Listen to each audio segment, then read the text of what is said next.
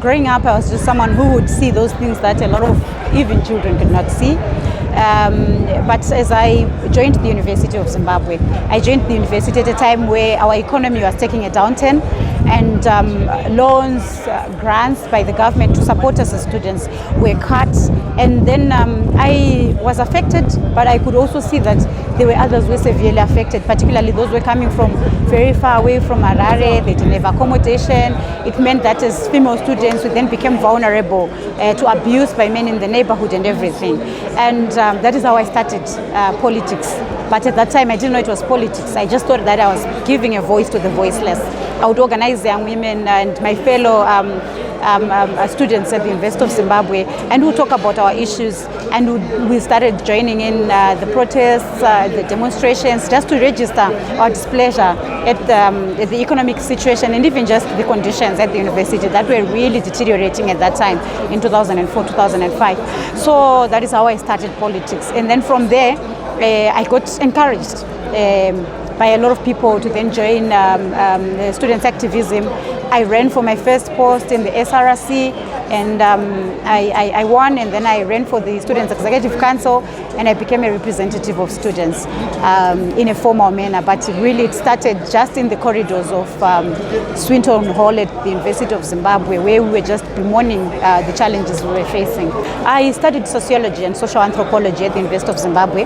And then because I'd been suspended 4 times, and the 4th time with a threat to be expelled, I had people who came in and offered scholarships. But because I then successfully finished my degree program, I then was given a scholarship for my master's. So I did my master's in international relations. Transnational governance was my main focus. And then I was doing my PhD, which I'm on sabbatical on, in the development studies.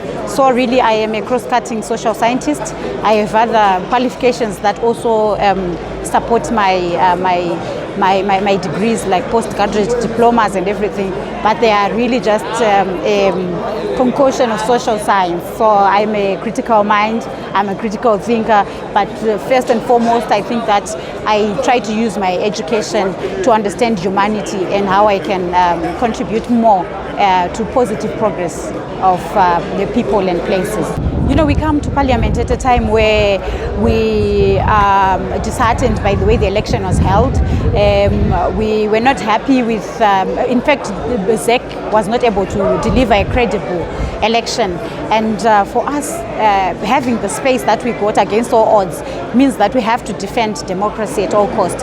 So as a first-time parliamentarian, I'm very excited to come in there and be a voice for women, a voice for education, a voice for the inclusion of ordinary people in the mainstream economy.